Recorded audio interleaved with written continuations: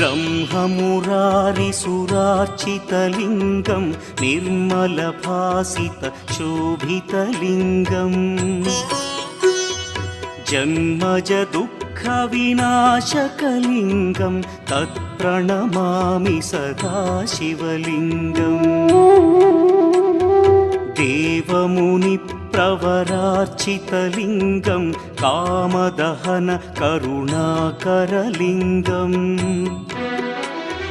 रावणदर्पविनाशकलिङ्गं तत्प्रणमामि सदा शिवलिङ्गम्